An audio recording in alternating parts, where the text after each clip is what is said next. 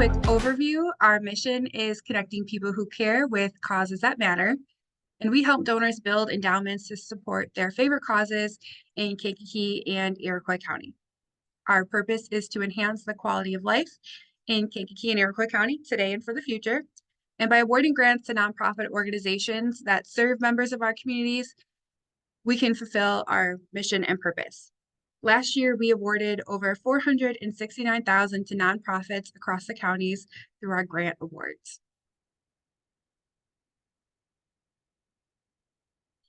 The Community Foundation accepts our grant applications through our online grants portal. You can access this through our website under the Grants tab. In fall of 2022, we did launch a new grant platform. So if you've applied for a grant with us in the past, but you haven't since 2022, this will be your first time seeing our new portal. And we'll dive into that in a moment, see what that looks like and how to create your account.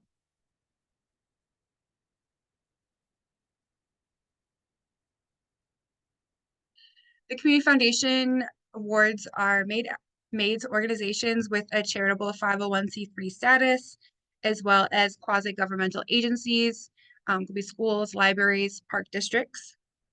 Any organization that is not a 501c3 that does not qualify as a quasi-governmental agency can be represented by a 501c3 fiscal sponsor.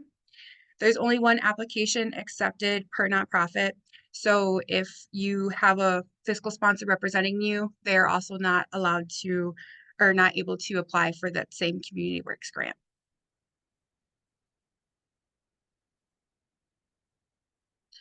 While the Community Foundation attempts to remain flexible in responding to our community needs, in general, there are some things that grants are not awarded for.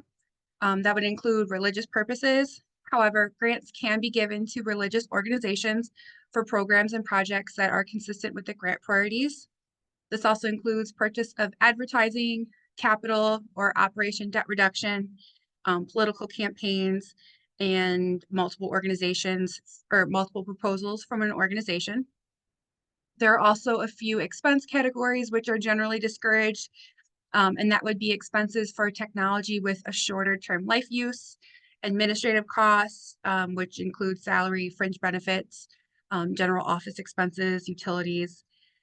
So really the main focus that the committee would like to see would be for programs and projects that align with the grant priorities and the materials and things needed to hold those programs. The Community Works grants are being made available for projects addressing issues in the area of early childhood education, land use protection, and workforce development. Grants can be awarded for up to $10,000 per organization, and you'll have to determine which of these focus areas your grant request fulfills. Your grant request can cover more than one focus area, and in the application, it'll just ask which is the primary and which is the secondary. It is important to review the grant guidelines before completing your application, as there's more helpful information regarding the eligibility and which grant requests may qualify for a grant.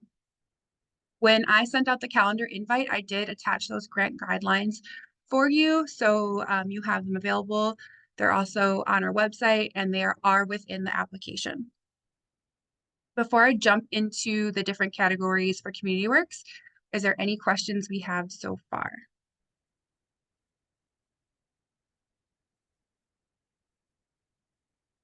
No, not seeing any? All right, let's move on.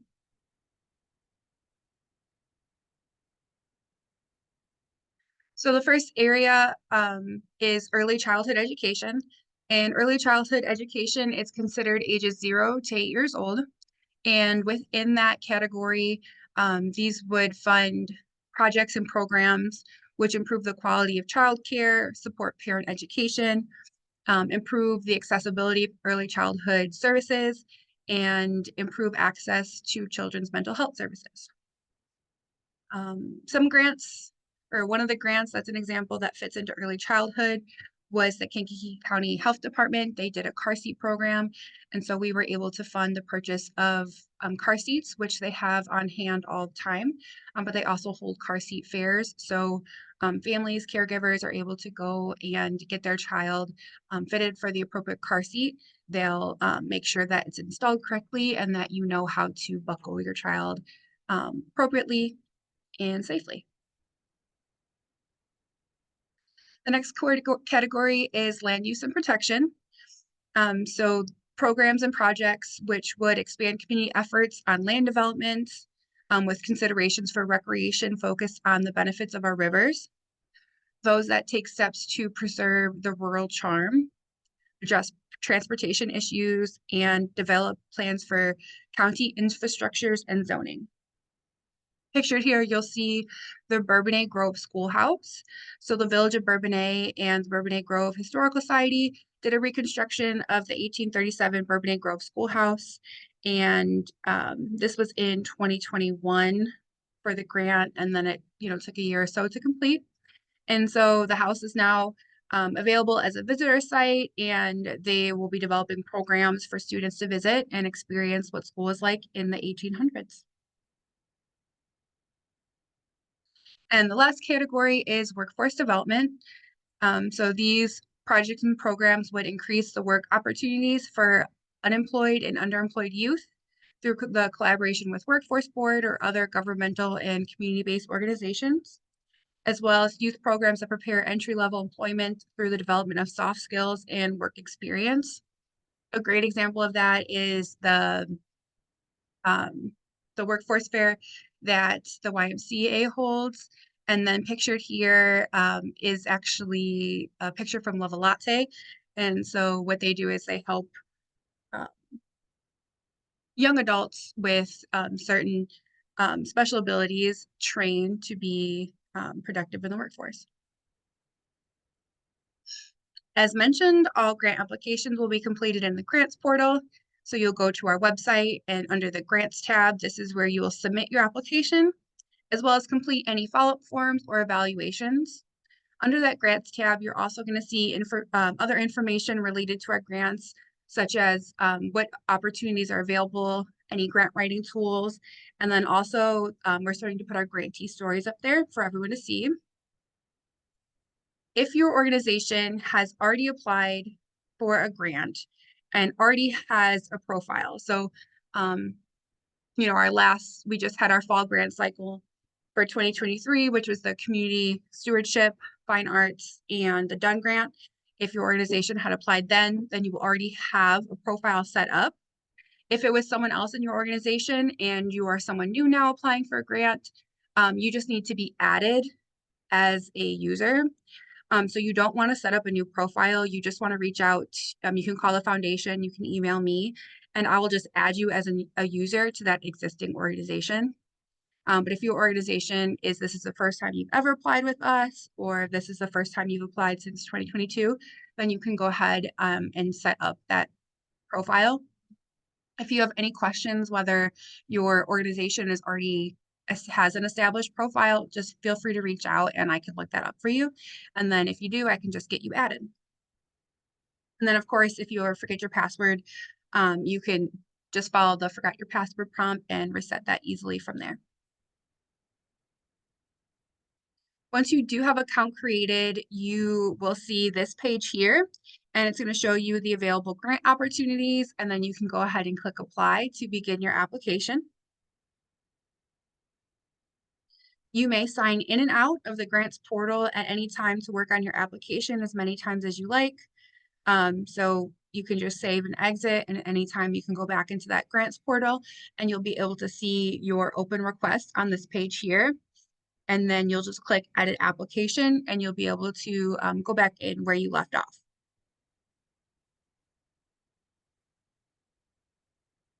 Any other questions before we jump into the parts of the application? We don't have anything in the chat, so I don't know if anyone else has a question. All right.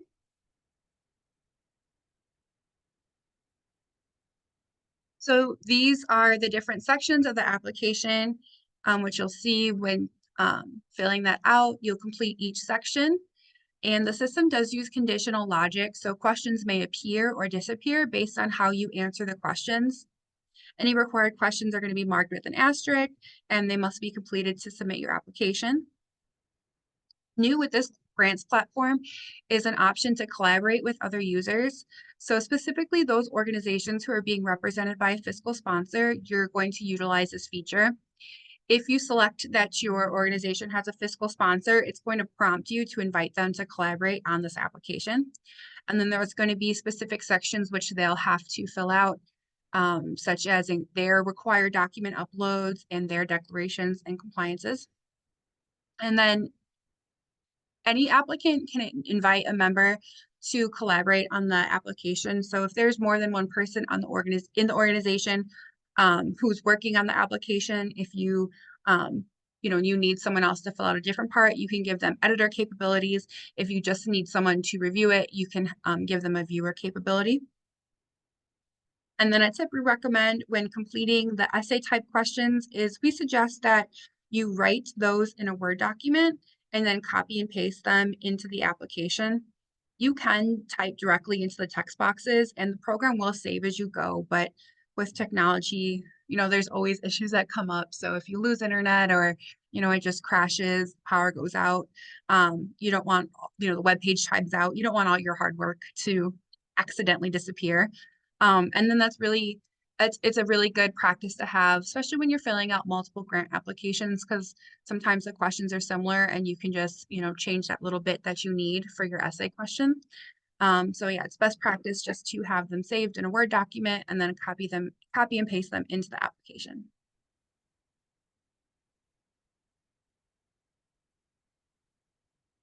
Now we're going to go through the required attachments and documents. We're going to dive in a bit and show you some good examples of each and some not good examples of each. And just so you guys know exactly what we're looking for, because it's an important piece to make sure that you have the correct and the current documents attached. And then the program does accept attachments in PDF, Word, or Excel format. PDF format is it's one of the better ones to upload them in. It just makes that easier as far as the transition from like the download and translating in the program. Sometimes if you do a Word document or Excel, it might not look the same on our end, but it does accept them in all the forms.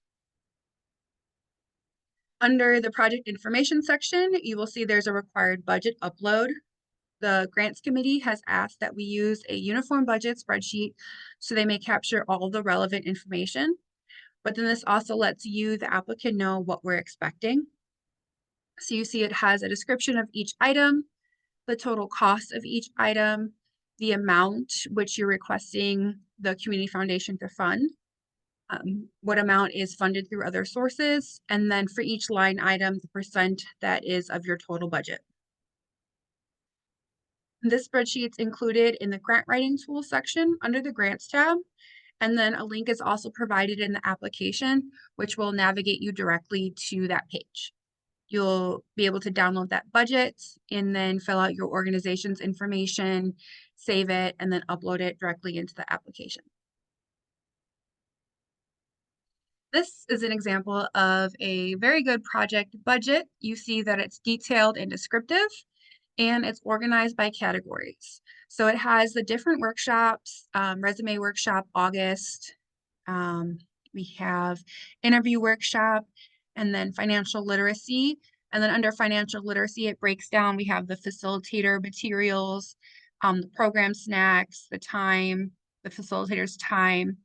And as you scroll down, you'll see like the etiquette dinner. It says this is the breakdown for the meal, it's the table setting, the guest speaker. So under each category, it has subcategories. And so the committee can clearly see what is included in that line item. This is an example of an okay budget.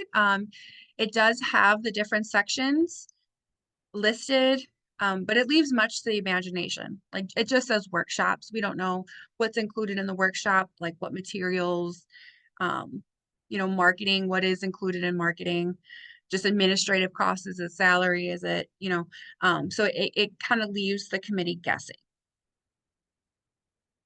And this is an example of a not well-written grant budget. All it says is workforce readiness program, and it gives a total. It gives no breakdown. It leaves much to the imagination.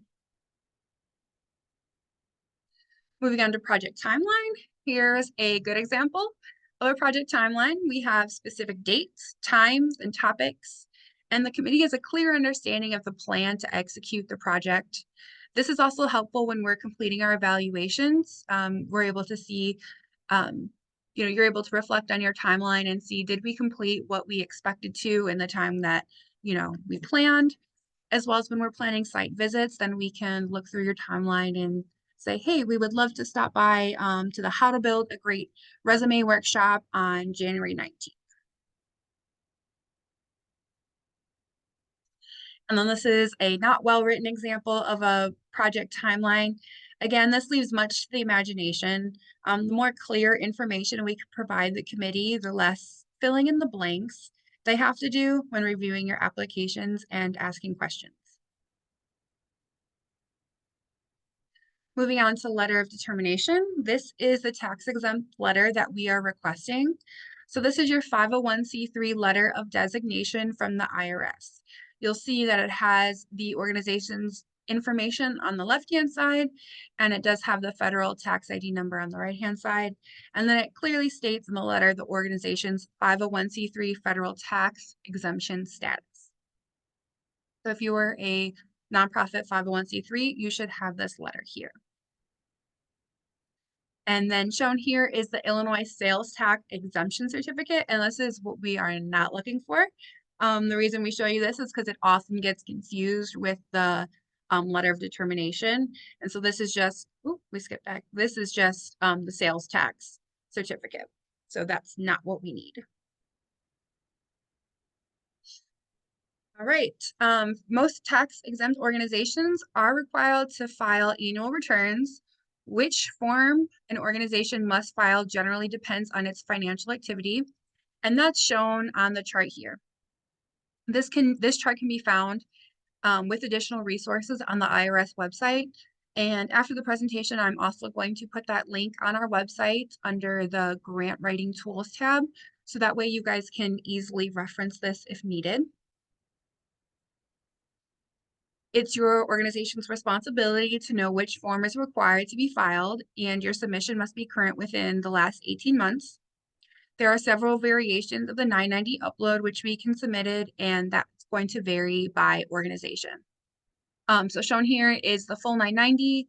The 990 Easy does look similar, so this is one example of a form which you can upload. And then this is the 990N, also known as the 990 postcard, and this is also an acceptable upload or document to upload. And then for W-9, if your organization is one of those that are not required to file a 990, we're just requesting that you upload a current W-9. And so this is what that W-9 looks like. You will input your organization's information and have your tax ID number. And this should be current within the past year. For governing board, this is just a document that you'll create unless you have a program which already houses that information and does that for you. So that could be just created in Word, Excel, saved in a PDF, however you prefer. But what we're looking for is for each board member, we would like to know their first and last name, the city and state of residence, their employer and their title, and their email address. And I did share these slides with you all as well when I sent out that calendar invite, so you can always go back and reference these. For the statement of financial position, this is also known as the balance sheet, and this discloses what an entity owns and what it owes. So its assets and its liabilities at a specific point. This does not list the organization's profits and losses, cash flows, market value of firm, or claims against the assets. So I'm going to show you an example. This is the balance sheet. As you see, it shows the current assets, the liabilities, and then at the bottom, the net assets. Often we do see things that look like this, and this is not what we're looking for. This is just a statement of activities. It does show the revenue and expenses. So we're not looking for those line item expenses versus your revenue and your cash flow. We're looking for your assets and your liabilities. And then for financial audit, so who is required to file a financial audit? It is your organization's responsibility, once again, to know if they're required to file. But if you are required to file, we ask that you submit that. I did put up here that effective January 1st, those organizations that have annual contributions of more than 500,000 have to file the full audited financial statement through CPA. Those that are 300,000 to 500,000, they only have to file that financial statement with the Attorney General. All right, so then once I'm going to pause there. I do see two notifications in the chat. I'm not sure if those are older or not. But any questions as far as the required documents and the uploads? I know that was a lot.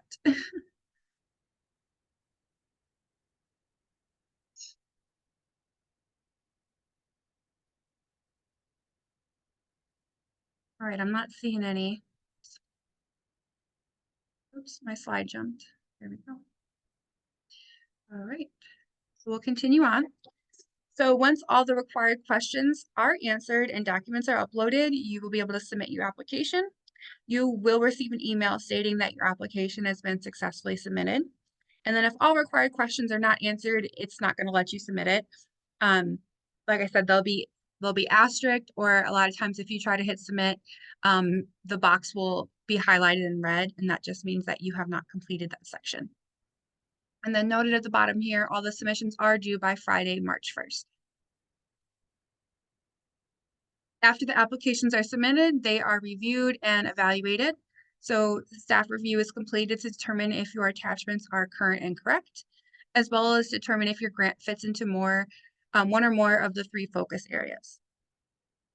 Once it passes the staff review, the grants committee does their evaluations, and they're looking for, does your program have a clear purpose and goal? Does it serve a high need population? Are your goals measurable and attainable? Do you have ambitious and realistic planned activities, as well as realistic budget, any plans for collaboration and funding? So these are all things that the committee will consider and evaluate when reviewing your application. After the 2-step review process, grant recommendations are presented to the board for approval. And once they're approved, the award winners will be notified by phone and email beginning April 15th. So instructions will be given then on how you can accept your award. And that form is going to be sent out through our grants portal as well. You'll go into the same portal which you did your application. So you'll just log in and fill out that form, which is going to be due by April 26th. Also, if you are not selected for award, you'll receive an email as well beginning April 15th. On the screen here, you'll see an email address, administrator@grantinterface.com. So the emails regarding your award are going to come from the auto-generated system. So I would check your spam folder for communications from this email address, or you may even want to add it to your contacts. That way they don't get booted to a spam bucket and you do see those communications. Those receiving an award will be invited to attend our annual awards luncheon, where the Community Works Grant Awards will be presented.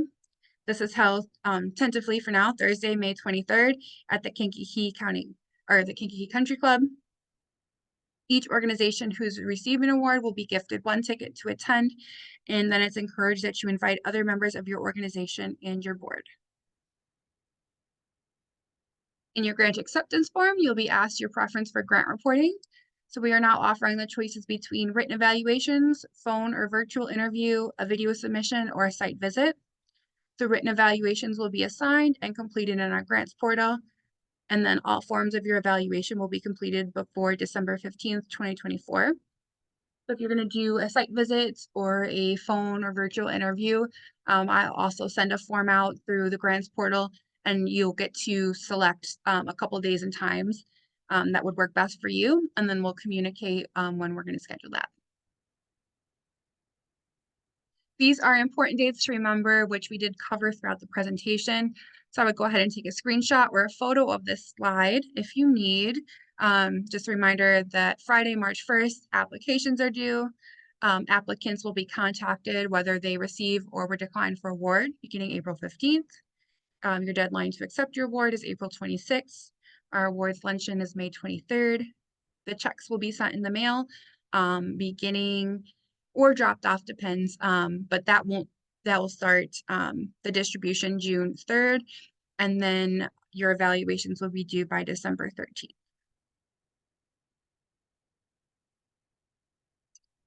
And that concludes all of the fun information I have for you. I would like to open up to any questions. At any time, you can email me or call the foundation office. My email address is listed on the slide here, as well as our phone number. And then we will go to the chat to see if there's any questions. And feel free to turn on your mic now too, if you'd like.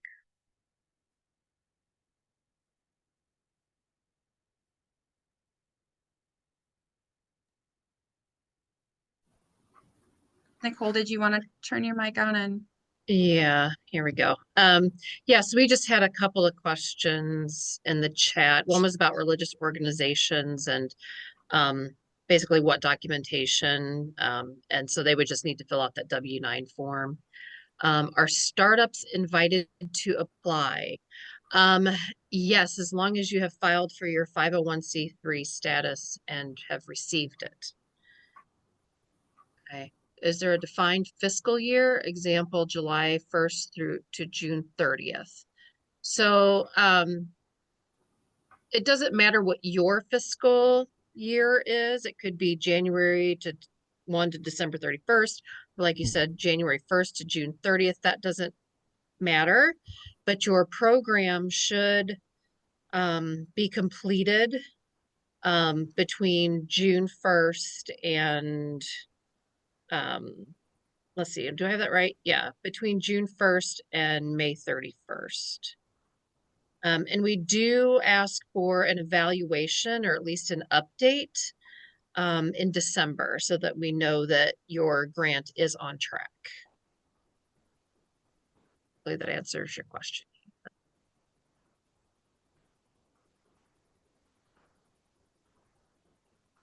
Okay, in terms of providing financial documents, will projections be accepted?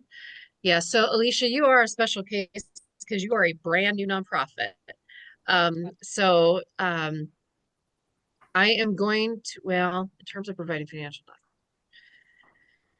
documents, I'm going to say yes, because you are a brand new nonprofit that hasn't even been around a year yet. So Great, thank you so much. that's, yeah, that would be one exception. We might want to talk more offline about that. Absolutely, thank you. Yeah, sure, because that is going to be a little more difficult for us to review. Okay. Okay, great. I did have another person reach out about like a direct question for their organization. I just said I'll email them after. Okay, all right.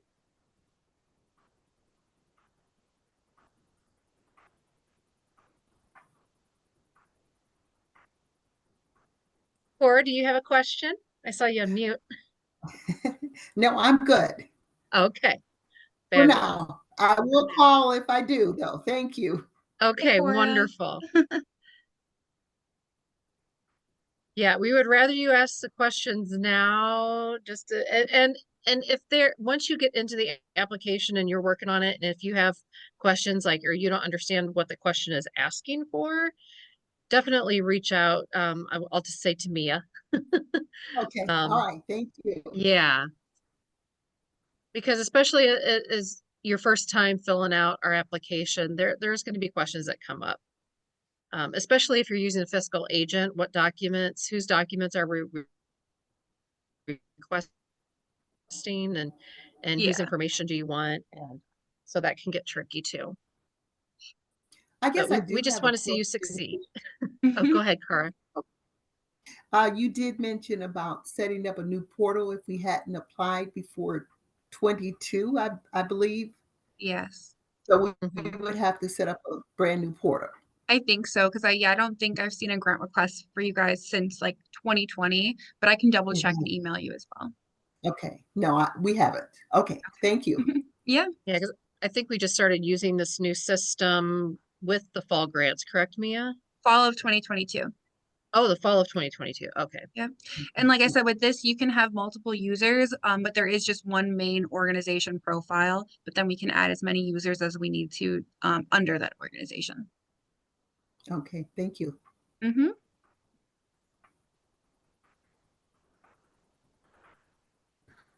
All right. Well, thank you all for joining us. Like I said, I see a lot of new faces on here. I'm excited to um, read through your grant requests as they come in and hopefully meet some new people. And thank you Thank everyone for you. what you do for our community. We really appreciate you. Thank you Yes. guys so much. Thank you all. And like I said, if anyone has any additional questions, feel free to give us a call or email me directly. No problem. Thank you. All right. Thank you. Good seeing you. Thank you guys. Take care. Thank you so You much. too. Thank you.